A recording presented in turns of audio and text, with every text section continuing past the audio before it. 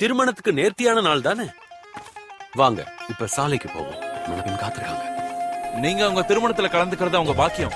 நாம கிட்ட வந்தாச்சு. கானாவூர் அந்த மேட்டுக்கு பின்னாடி இருக்கு. என்னோட மகன் வராரு. அவர் இன்னும் பலரை அழைச்சிட்டு வரலாம். பரவாயில்லையா? ஏசு எத்தனை பேர் வேணாலும் அழைச்சிட்டு வரலாம். பல ஆண்டுகள் ஆச்சு நான் அவரை பார்த்து எப்படி இருக்காரு.